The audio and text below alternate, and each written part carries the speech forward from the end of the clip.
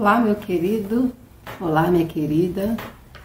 Estamos hoje na lição de número 9 e essa lição é para os tempos atuais, para os dias atuais. É uma situação polêmica, né? Mas mais do que nunca extremamente atual, né? Para os dias que estamos vivendo, para a situação que estamos vivendo. Marido e mulher, e aqui vem a questão da autoridade e submissão. Meus queridos, o texto básico encontra-se em Efésios 5, 21 a 33. E é interessante que eu vou ler aqui os 3 primeiros versículos para a gente destacar algumas palavras, destacar alguns verbos. E aí, começando no versículo de número 21, ele fala o seguinte, o apóstolo aqui está falando da seguinte maneira: sujeitando-vos uns aos outros no temor de Deus. Versículo, e aí continuando, né? E aí começa a questão do casamento, né? Especificamente, ele vai falar o seguinte: vós mulheres, sujeitai-vos a vossos maridos como ao Senhor, porque o marido é a cabeça da mulher, como também Cristo é a cabeça da igreja, sendo ele próprio o salvador do corpo. E aí quando a gente faz uma passagem, a gente volta na questão desses 3 versículos, a gente consegue destacar, né? Parece que algumas palavras elas destacam, né? Elas pulam do texto, né? E aí eu consegui, né? Destacar algumas palavras que pularam, que foram pulando na minha frente. E essas palavras foram o seguinte: sujeição. E aí ele fala a questão de cabeça, Cristo, né? Igreja, corpo, né? Parece que eu fui lendo e essas palavras elas foram pulando, literalmente pulando. E aqui, meus queridos, tratando a gente vai tratar a questão da autoridade e submissão, e aí a gente pensa nos dias atuais, né? Eu fico imaginando se Paulo estivesse hoje aqui, né? Ou se o próprio Jesus estivesse fisicamente, né? Porque ele está entre nós. Mas se ele estivesse aqui, né? Como é que ele estaria vendo toda essa situação que a gente está vivendo, né? Esses dias que a gente está vivendo. Nesses dias em que a gente vê tanto feminicídios, tantos crimes sendo cometidos contra as mulheres, quando a gente vê padrasto, né, tirando a vida, ou sendo responsável, ou estando ali na autoria, ainda não tem, né, as provas concretas, tem as suspeitas, tirando a vida, né, de alguém, pessoas tirando a vida de alguém, né, pessoas que estão dentro da casa, agressões acontecendo dentro da casa, de marido com mulher, de mulher com marido, de filho com pais, agressões sérias, né? De pais com filho, principalmente nessa pandemia, esse momento em que a gente está voltado ali, né? Estamos nesse isolamento e a gente está vivendo essas situações, né? Esse caldeirão de emoções, que é literalmente um caldeirão de emoções. Como é que Paulo estaria vendo essas coisas, né? E aí eu fico imaginando aquele jeito dele, sincero, de ir direto ao ponto, o que ele estaria falando para cada um de nós. E o próprio Jesus, se ele estivesse aqui, como é que ele estaria, né, falando para a gente. Mas a gente pode ter a gente pode perceber como eles estariam se comportando pela leitura da Bíblia, né? Pela forma como ele fala aqui. E aqui a gente vai ver o seguinte, que sempre, né, quando a gente vê a questão de Jesus com relação às pessoas, no seu ministério, ele sempre teve a valorização da pessoa, seja ela quem fosse, né? Quando Jesus encontrava-se com uma mulher, seja ela em qual fosse, viúva, com problemas físicos, com problemas morais, ele olhava no olho da pessoa, levanta teu olho, olha para mim, pega a tua vida, renova a tua vida, deixa isso tudo aqui e vai embora. Era o que Jesus fazia com as pessoas. Ele olhava olho no olho, né? Levanta, ou seja, coloca-se na mesma altura que eu, olha para mim, né? Fazer com que a pessoa fizesse uma reflexão da vida dela. Deixa isso tudo aqui, vai embora e começa uma vida nova. Então a gente percebia isso no ministério de Jesus, a valorização das pessoas, a valorização dos relacionamentos, a valorização do indivíduo. E Paulo, na sua carta, a gente vai ver essa mesma situação. Como é importante a valorização da pessoa, né? Como é importante as pessoas estarem bem com elas, né? Com elas e com o próximo, com quem está ao redor, né? Que a partir do momento em que nós procuramos ficar bem com a gente também fica bem com quem está ao nosso redor. E aqui, quando eu estava pensando nessa questão de autoridade e submissão, que é uma questão de desafio para mim, vou deixar isso bem claro, eu lembrei de uma situação que eu vivi na minha adolescência e que me marcou profundamente hoje. Se eu gosto tanto de ler e de escrever, gosto muito, eu devo isso a uma pessoa. Porque essa pessoa, para mim, era sinônimo de autoridade, né? E nós ali, como alunos, estávamos submetidos a ele, né? A gente tinha um professor no Colégio Batista, que faleceu recentemente, né? O nome dele é Albanito. E era interessante que, quando a gente tinha aula de português com esse professor, éramos umas turmas de 45 alunos, né, na faixa de 13, 14 anos, ou seja, né, com os hormônios à flor da pele, aquela falação toda. Era interessante como, quando ele chegava na porta da sala, ou quando a gente percebia que ele estava chegando, todo mundo ia sentando, procurando o seu lugar. Ele chegava na porta, olhava olho no olho, entrava e dava sua aula. E durante 1 hora, né, 50 minutos, a gente viajava, a gente estávamos ali naquela atmosfera, na atmosfera do estudo, e aqueles alunos totalmente o quê? Submissos mesmo, né? Por quê? Porque a gente sabia que receberia o melhor. Eu lembro que com 13 anos, Machado de Assis já era uma coisa assim que já fazia parte do meu cotidiano, né? Eu já conhecia o autor, os seus personagens, já conseguia falar desses livros. Por quê? Porque teve uma pessoa na minha vida que conseguiu me passar isso. Conseguiu passar do jeito dele, da forma dele, né? Com o olhar, com simples palavras, ele conseguia falar, passar. E aqueles adolescentes ali, naquela rebeldia toda, né, da fase da adolescência, a gente recebia aquilo porque sabíamos que era o melhor. Mas por que eu falei isso?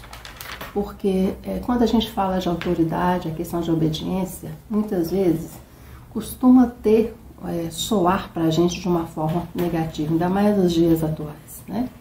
Mas a gente tem que ver que nem sempre, né, e na maioria das vezes a gente tem que perceber o seguinte: não tem que ser aos berros, não tem que ser aos gritos, não tem que ser de uma forma agressiva, né? A autoridade, muito antes pelo contrário, né? Às vezes, com o próprio tom de voz, com a própria postura da pessoa, ela consegue passar a mensagem dela, consegue se estabelecer, se exercer, ela consegue passar a ideia dela, né? E quem está perto, quem está ali no dia a dia, entende o que essa pessoa, o que essa pessoa tem para falar. E aqui nessa parte de Efésios, é muito claro como Paulo fala com relação aqui, no caso, aos relacionamentos, né? Que nos relacionamentos não tem que ser feita de uma forma agressiva, não tem que machucar, não tem que ferir o outro, Muito antes, pelo contrário, tem que ser de uma forma que o quê? Que ama, né? Porque quem ama quer o bem do outro, né? E aqui Paulo vai deixar isso bem claro, né? Quem ama, trata. Quem ama, sustenta. Quem ama, quer ver o bem, né? E isso a gente vai ver com relação às autoridades, que a autoridade tem isso, né? Você, de uma certa forma, você quer ver o bem das pessoas que estão ali, que estão ao seu redor, que estão ali com você, que estão naquela relação com você, né? Você quer ver o bem do outro também. Você quer ver que o outro está o quê? Numa situação satisfatória. E aí, Paulo vai falar nessa carta aqui, como é que é exercida essa questão da autoridade, né? Como é que ele via essa questão da autoridade nos relacionamentos. E ele fala o seguinte: relacionamento, autoridade, ela é exercida com amor, assim como Deus é amor. Ela tem que deixar claro que ama, né? A pessoa está naquele cargo, aquela pessoa está naquela posição, mas ela o quê? Ela quer ver o bem do outro, o benefício do outro. Ela está fazendo algo que vai fazer o quê? Com que seja o melhor para o outro, né? Eu lembro que aquele professor naquela época, quando ele falava que a gente tinha que ler, né? Que o mundo dos livros era o melhor para a gente, que com o mundo dos livros a gente ia poder conquistar o mundo. Naquela fase, naquela adolescência minha ali, né? Eu não tinha muita noção disso. E hoje eu vejo o seguinte: como naquele momento, né, aquela pessoa fez a diferença, e que hoje eu sei que o que ele fez para mim foi o melhor, né? Ele mostrou o caminho. Então, a autoridade é assim, ela quer ver o bem do outro, ela quer ver o outro o quê? Feliz, trilhando o seu caminho, mesmo que na hora, naquele momento, naquela situação, a pessoa não perceba, né? E aqui Paulo, nessa carta, ele fala que a questão do amor, né, entre as pessoas, no caso do homem e da mulher, é igual Deus e a igreja, né? Porque como é que é essa relação entre Deus e a igreja? Uma relação de profundo quê?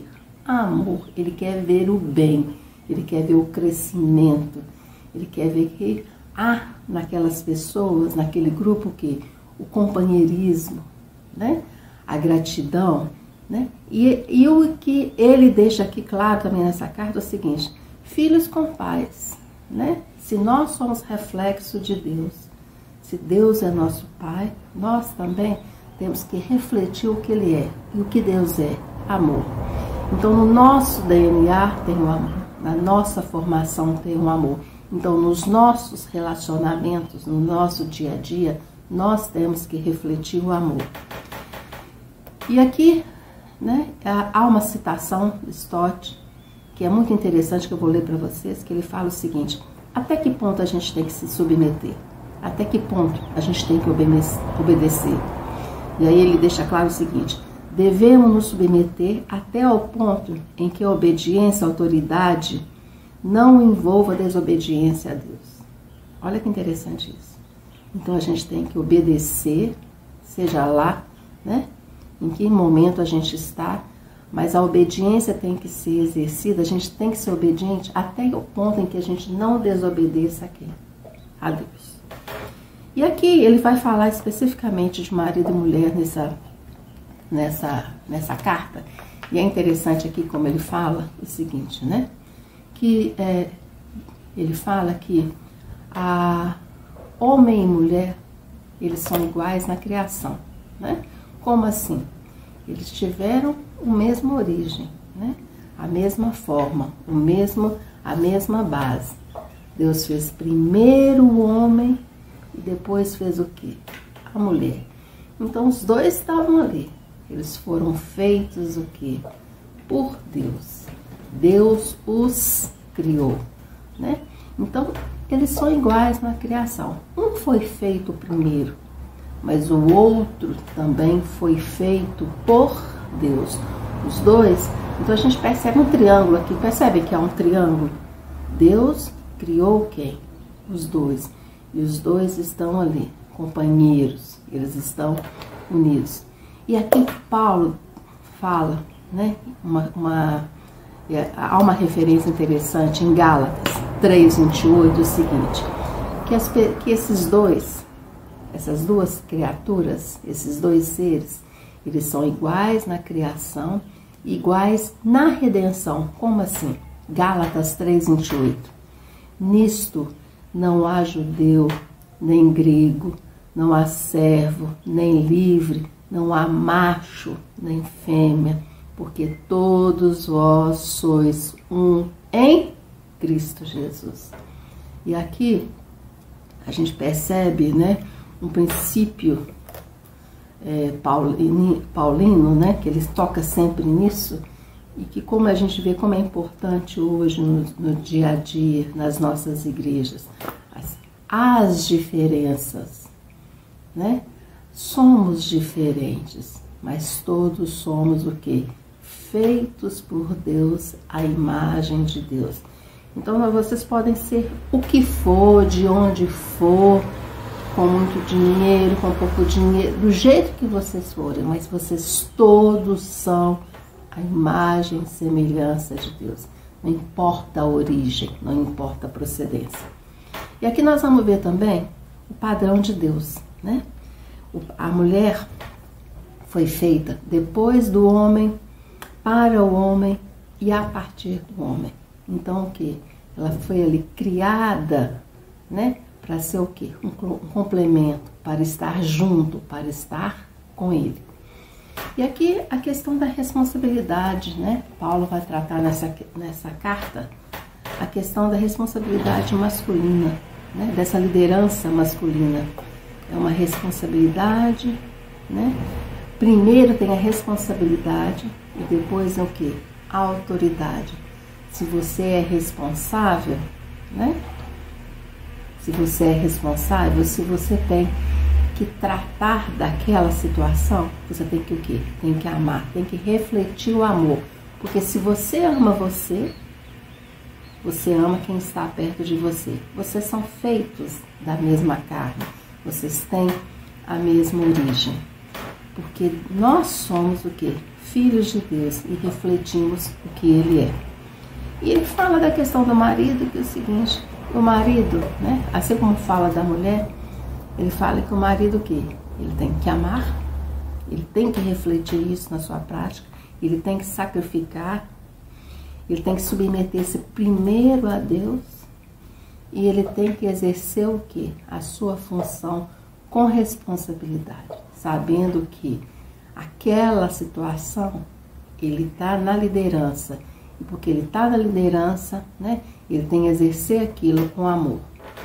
E ele falta mais uma vez falar o seguinte, quem ama, né, o próximo, na realidade a gente é capaz de amar ao próximo, porque quando a gente ama o quê? A nós mesmos. Então nós primeiros temos que gostar da gente, de como nós somos, de como fomos feitos, do jeito que nós somos, para depois o quê? Amar as pessoas que estão ao nosso redor. E isso nos mais diversos relacionamentos. Primeiro a gente gosta da gente, de como nós somos, e depois gostamos de quem está ao nosso redor. E aqui, em Efésios 5:28, eu gostaria de ler com vocês o seguinte, olha como é interessante, porque nunca ninguém odiou a sua própria carne, antes a alimenta, a sustenta, como o Senhor também o que faz com a igreja. Então Deus tem um profundo amor pela igreja, Ele ama, Ele trata, Ele cuida. E se Deus é o nosso Pai, nós também temos que fazer o quê? O mesmo com as pessoas que estão ao nosso redor. Nós temos que o quê? Refletir o amor, gostar. Porque se nós gostamos da gente, nós gostamos de quem que está próximo a gente. O que a gente às vezes tem se esquecido, né? Quando a gente olha para as situações que estão acontecendo nos lares, nas famílias, no país de um modo geral, a gente vai ver que o amor foi esquecido. Ele está, quem sabe, debaixo da mesa, dentro do guarda-roupa, Porque ele não está ali na mesa, nos relacionamentos, no dia a dia. Porque há um profundo o quê? Uma profunda agressão entre as pessoas. E aqui, Paulo vai falar que casamento é um mistério, né? E aí ele fala o seguinte, que é algo que a gente não consegue o quê? Explicar. É impenetrável. E é que ele fala de uma questão interessante, o seguinte, por que é um mistério? Né? Porque são formadas de duas pessoas que tão diferentes, tão distintas, de origens tão distintas, né? Seres que vieram né? Que tiveram cada um da sua casa e se encontraram. E ele ainda fala o seguinte, é um mistério porque também foram formadas de uma forma o quê? Misteriosa. E aqui está no Salmo 139, né? Versículo 14. Graças te dou, visto que por modo assombrosamente maravilhoso me formaste. Então eu fui formada de forma o quê? Assombrosa. Mas Deus o quê? Me ama sim. E eu tenho que amar as pessoas. Eu fui formada de uma forma assombrosa. Mas isso também é um propósito divino. Esses seres são únicos. Esses seres que formam que estão nesse relacionamento, eles são únicos. Cada um com a sua diversidade, com o seu jeito. Mas há o quê? Há uma união. E por que essa união, né, ela deve ser sadia? Porque é o amor de Deus que reveste, que completa, que está ali, né, preenchendo. O Espírito Santo está ali preenchendo, mostrando o que deve ser feito e o que não deve ser feito. Ou pelo menos deveria estar, né? E ele fala que o mistério, por que é um mistério? A união entre Cristo e a igreja, né? Que ele fala que o amor de Deus pela igreja é o quê? É assombroso. É ao ponto de quê? De dar a sua vida pela igreja, pelos seus filhos.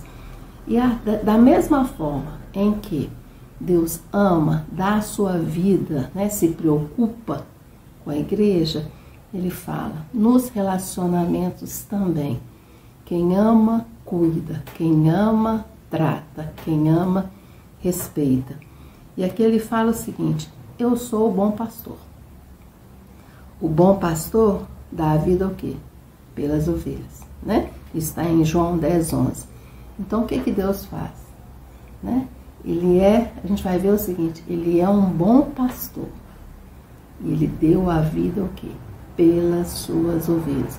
O amor dele foi tão grande que ele deu a vida pelas suas ovelhas. E se nós somos filhos desse Deus que é amoroso, nós temos que refletir esse amor onde? No dia a dia, nos nossos relacionamentos.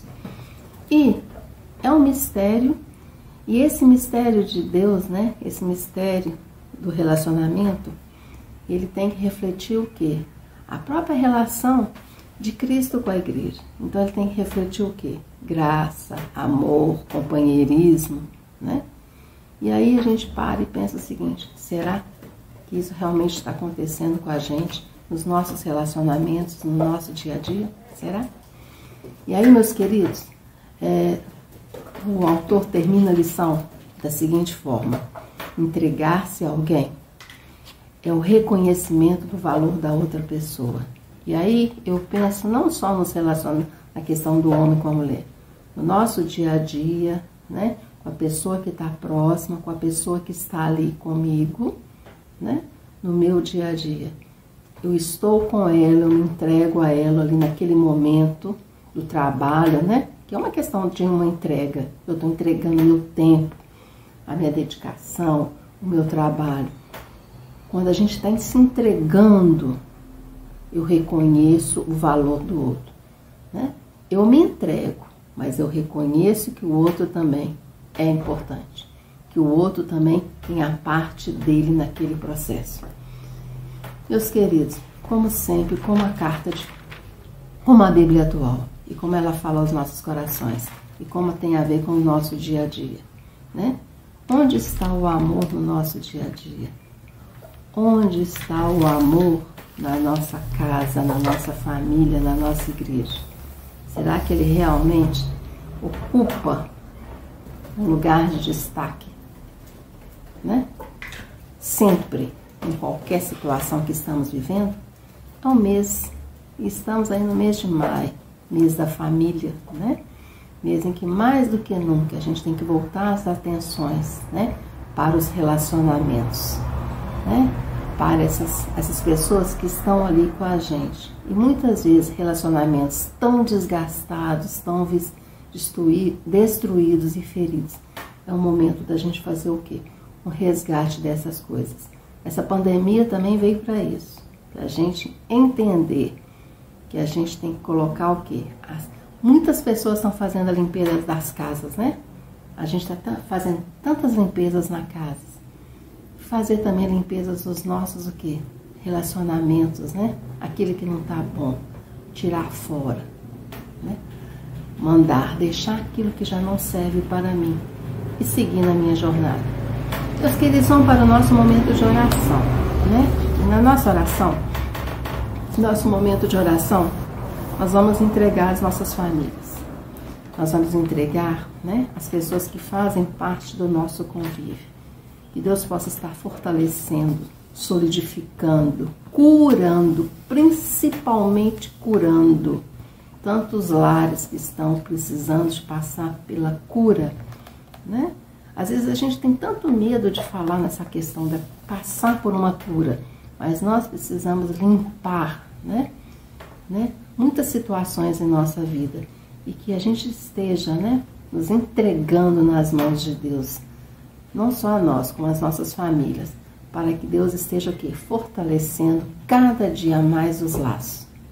Vamos orar pela igreja, pela nossa sucessão pastoral, né, nesse momento delicado que a gente está vivendo, mas como sempre confiamos no Senhor, que Ele vai mostrar, orientar, colocar a pessoa certa, né? Um pastor que venha com uma família, que venha agregar. Vamos orar por esse momento, né? Por essa situação que nós estamos vivendo. Vamos orar pelo Odiel, pela Jussara, esse casal que está aí com a gente, esse casal amigo, companheiro, e que Deus possa estar dando saúde, sabedoria para ele e os seus familiares. Vamos orar pelos nossos ministérios, né? E eu gostaria de orar especificamente por um ministério que está tomando uma roupagem nova, que é o Ministério da Oração na nossa igreja, né? Vamos orar pela vida da Aline e da sua mãe, que estão assim, de uma forma muito brilhante, nas noites de segunda-feira, está sendo um momento muito bom, né? Para aquelas pessoas que estão fazendo parte, temos até uma visitante, vamos orar pela vida dela, Madalena, que fez parte na última segunda-feira, que Deus possa abençoar essa vida. Vamos orar pelos dízimos, pelas ofertas. Vamos orar para que as pessoas cada vez mais tenham prazer em entregar os seus dízimos e as suas ofertas. E vamos orar, meus queridos, pelo nosso país. Esse país que está passando por um momento tão sofrido, mas que Deus possa realmente abençoar a nossa nação e que as pessoas reconheçam que temos que mudar, temos que transformar, tem que ter uma transformação nesse país e que Deus atue nas lideranças, atue nas pessoas, atue em cada indivíduo. Vamos orar pelo nosso Brasil. Meus queridos, vamos continuar na nossa caminhada. Vamos continuar na nossa caminhada de crescimento, na nossa caminhada de leitura e na nossa caminhada de oração. Espero que vocês estejam gostando da carta de Efésios, essa carta que para mim, cada dia que eu leio é como se eu estivesse lendo, né, pela primeira vez, né, de tantas situações novas com as quais eu consigo me deparar, e que a gente esteja junto no próximo encontro. Até breve e tenha todos um bom dia.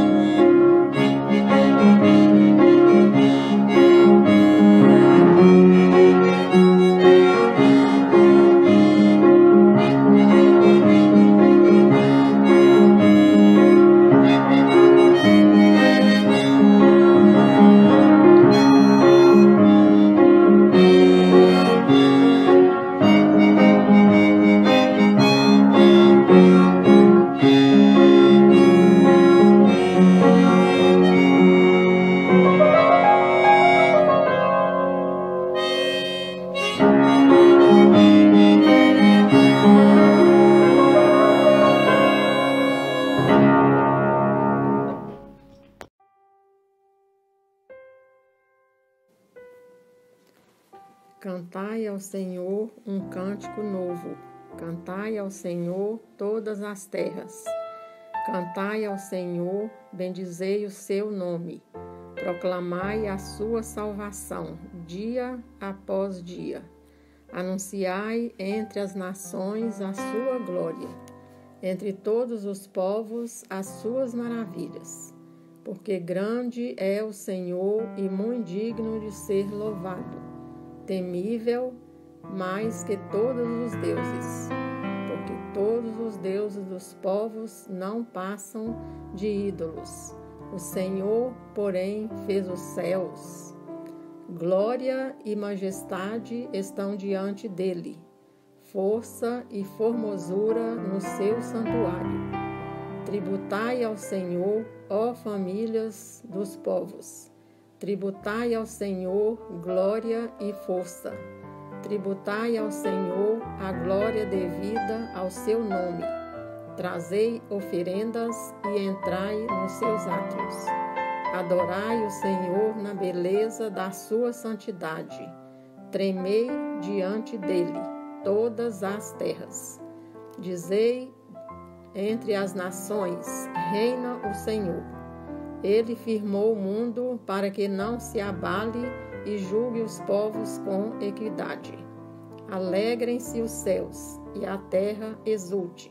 Ruja o mar e a sua plenitude. Folgue o campo e tudo o que nele há.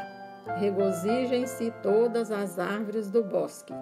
Na presença do Senhor, porque vem julgar a terra. Julgará o mundo com justiça e os povos consoante a sua fidelidade.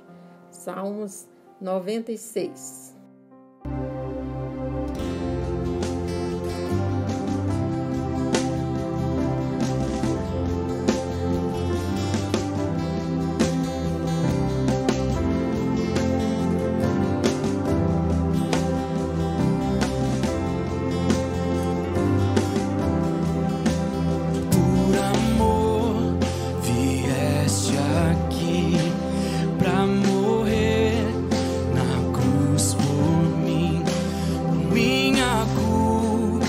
Se entregar, mas com poder ressuscitou.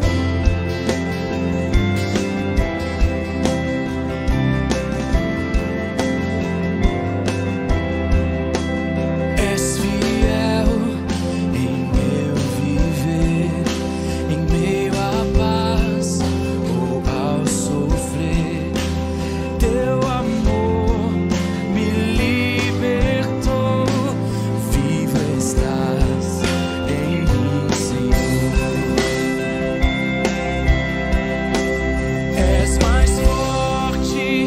És mais forte que o pecado, que a morte. Está escrito: Cristo é vivo, tu, Jesus, és o Senhor.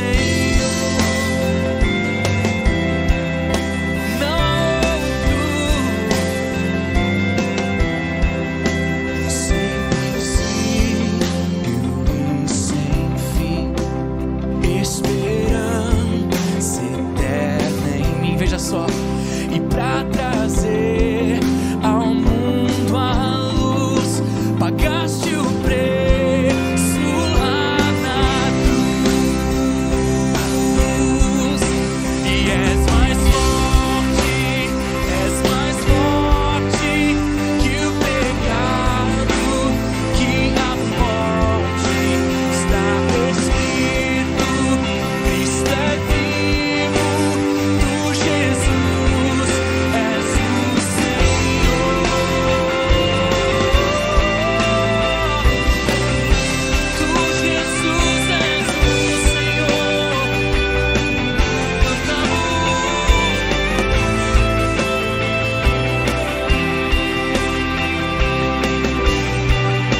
Teu nome, ó Deus, é exaltado, é exaltado, é exaltado. Teu nome, ó Deus, é exaltado, é exaltado, é exaltado.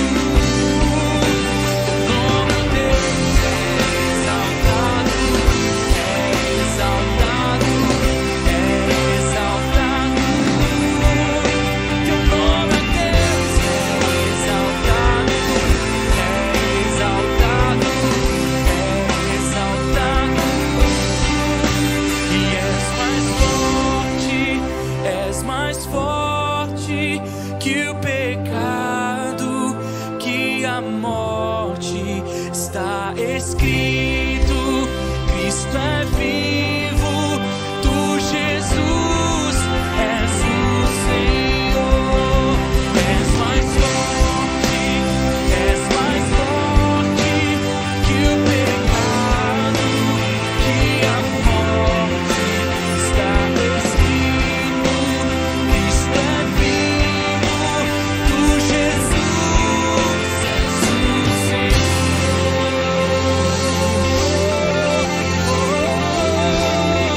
Tu, Jesus, és o Senhor.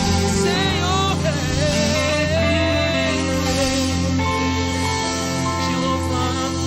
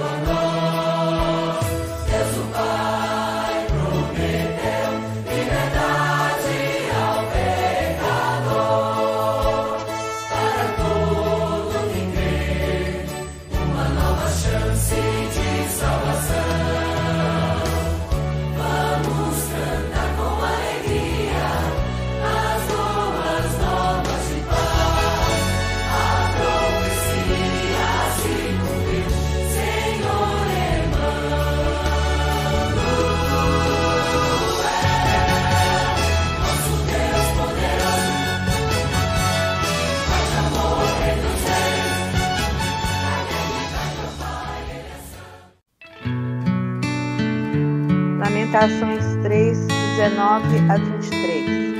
Lembra-te da minha aflição e do meu pranto, do absinto e do fel.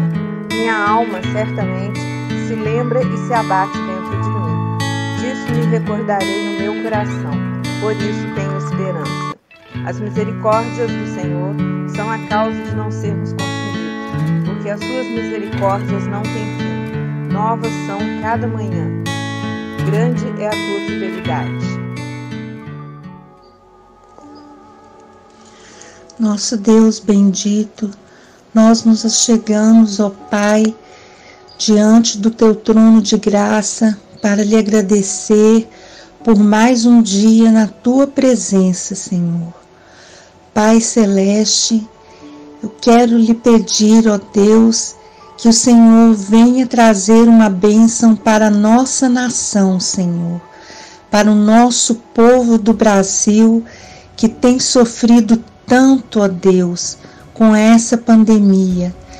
Pai Celeste, seja com os nossos governantes, ó Deus, que eles possam ter sabedoria, Senhor, para dirigir a nossa nação, que eles possam pensar, ó Deus, mais no povo, Senhor, do que nos seus próprios interesses, ó Deus.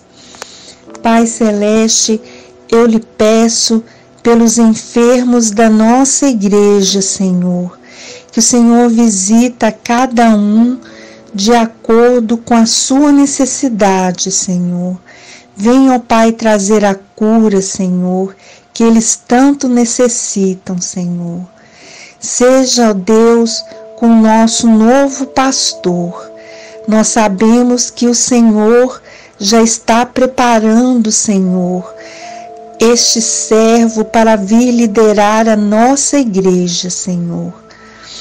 Eu lhe peço, ó Deus, que seja, ó Pai, com o nosso futuro templo, que em breve, ó Deus, nós possamos estar reunidos, Senhor, neste novo templo, ó Pai.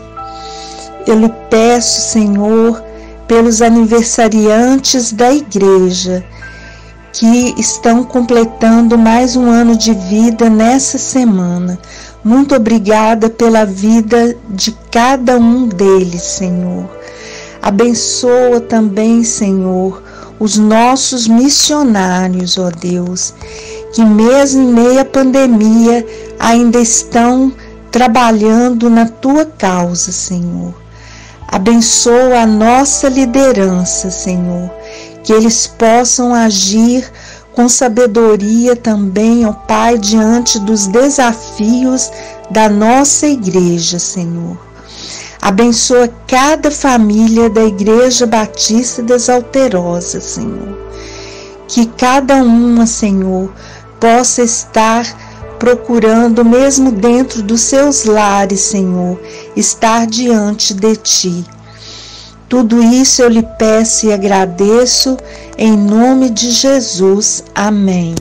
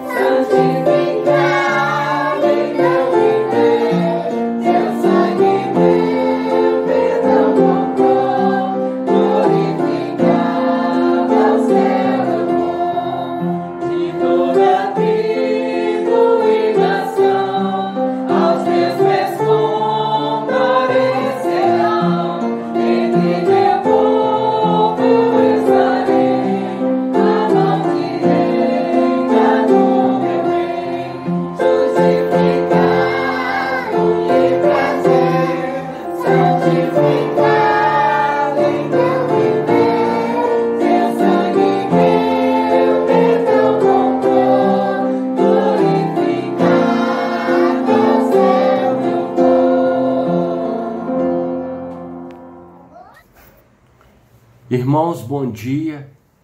Neste mês de maio, em que destacamos o mês da família, já no primeiro domingo abrimos convidando o pastor Rubens Cordeiro, membro da nossa igreja, para falar para nós. Como o pastor dispensa a apresentação, só cabe aqui o nosso muito obrigado por estar nos ajudando, aceitando o convite, falando à sua igreja. Que Deus o abençoe e guarde.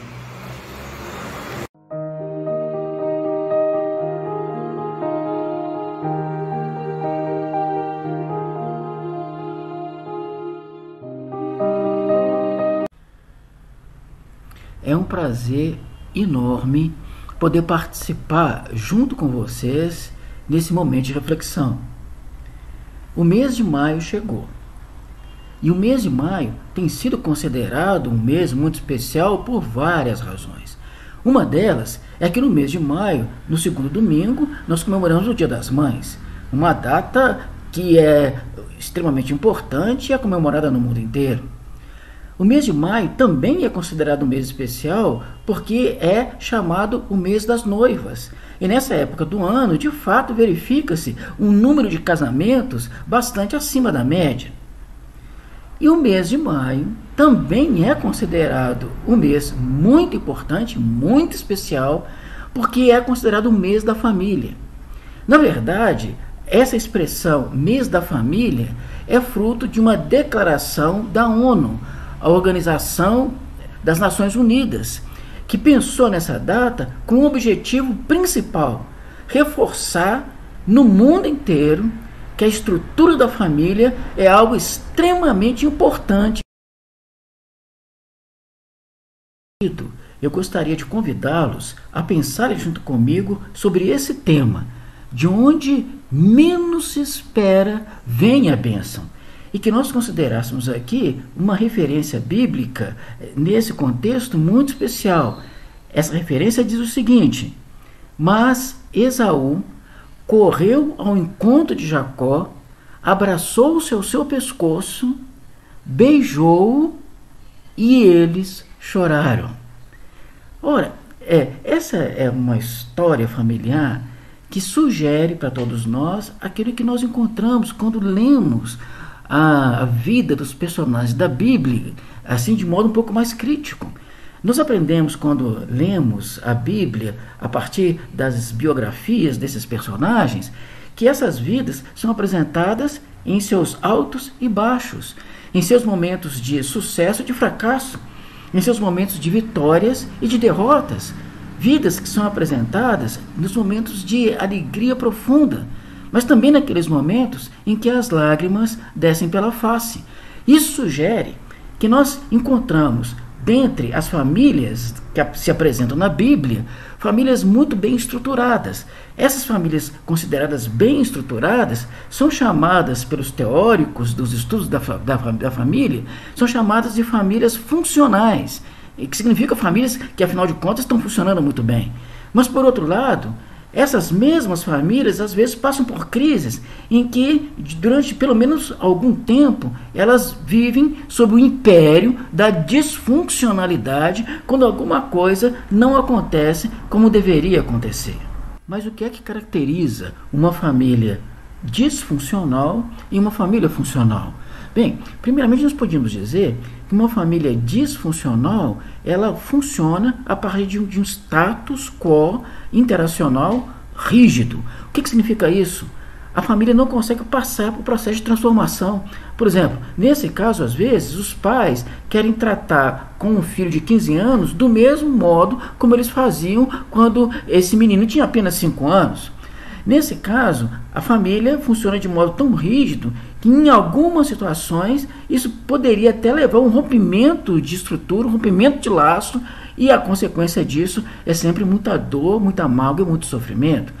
Uma outra coisa que costuma acontecer na família chamada disfuncional é o conflito submerso, ou seja, as pessoas não falam daquilo que sentem. Em outras palavras, o sentimento que se experimenta na família não circula, as pessoas não se comunicam. E nesse caso, um resultado é distância emocional e solidão.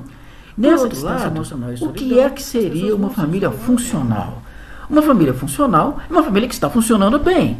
E uma das marcas do bom funcionamento da família é quando se verifica uma forte aliança entre os pais.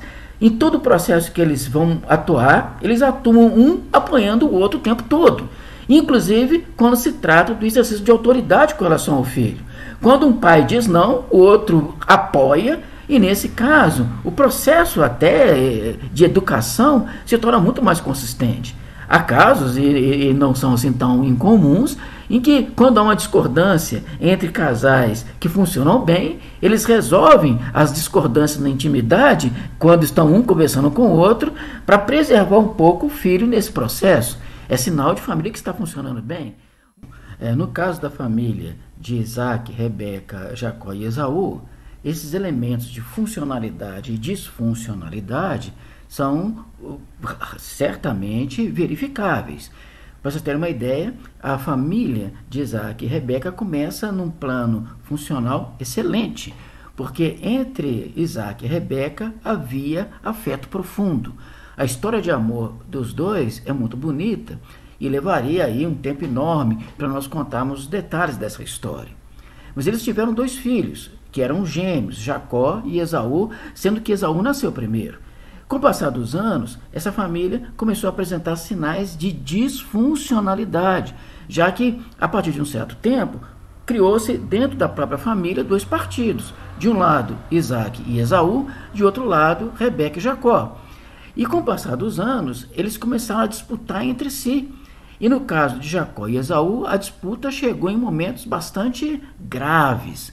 Houve uma certa ocasião, todos nós conhecemos muito bem a história, que Esaú, que era uma pessoa voltada para as coisas imediatas dessa vida, os prazeres do momento, não era uma pessoa reflexiva de pensar o futuro como Jacó fazia, uma mente mais cerebral.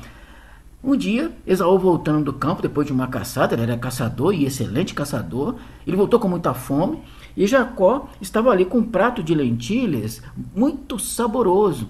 E quando Esaú passou perto de Jacó, ele pediu um pouco daquela refeição, e Jacó, mais que depressa, disse: bem, eu posso te oferecer esse prato de lentilhas, contando que você me dê em troca o seu direito de seu filho primogênito. E nesse momento, numa conversa assim, momentânea, acabou Esaú perdendo o seu direito de seu filho mais velho, considerando que naqueles tempos a palavra tinha um peso enorme. Mais um tempo adiante, já Isaac muito velho e cego, ele queria abençoar o seu filho mais velho, Esaú. E a bênção do pai, a palavra do pai era extremamente importante.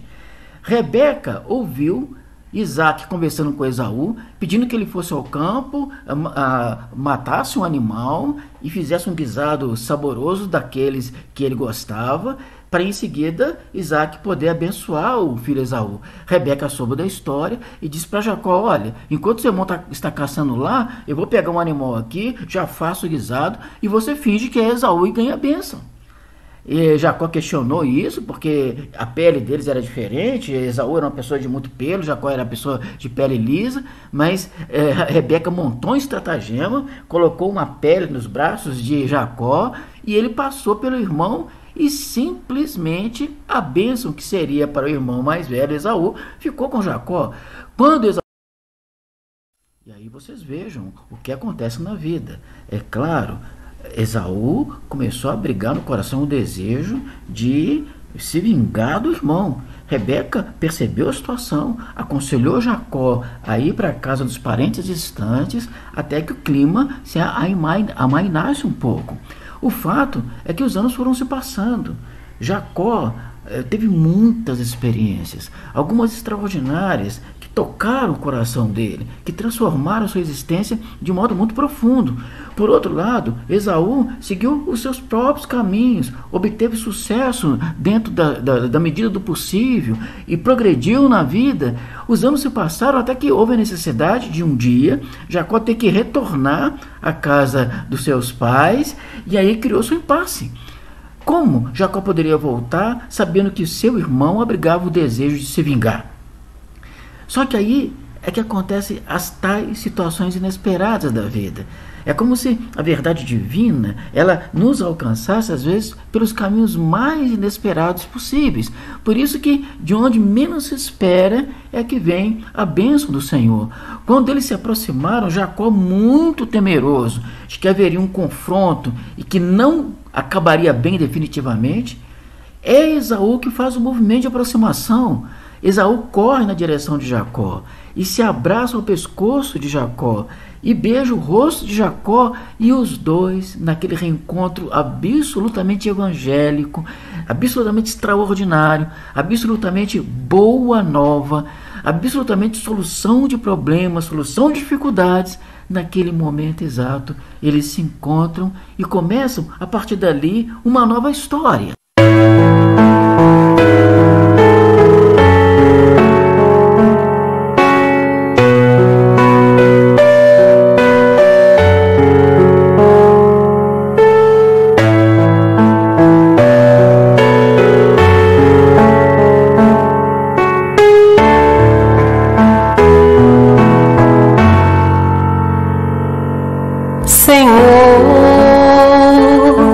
Faz-me instrumento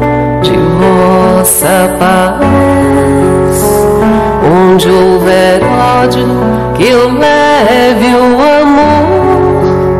Onde houver ofensa, que eu leve o perdão. Onde houver discórdia, que eu leve a união. Onde houver dúvida, que eu leve a fé. Onde houver erro, que eu leve a verdade. Onde houver desespero, que eu leve a esperança. Onde houver tristeza, que eu leve a alegria. Onde houver trevas, que eu leve a luz. Ó Mestre, fazei que eu procure mais.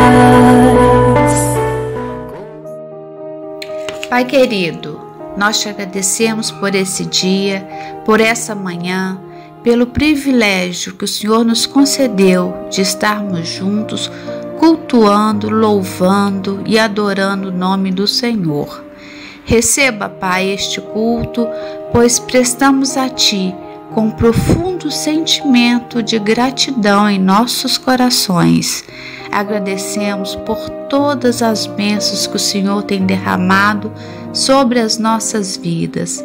Muito obrigada pela Igreja Batista das Alterosas, que tem sido fiel na proclamação da Tua Palavra.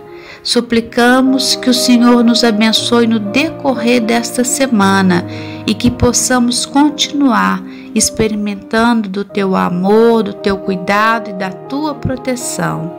É o que pedimos e agradecemos no nome precioso de Jesus. Amém.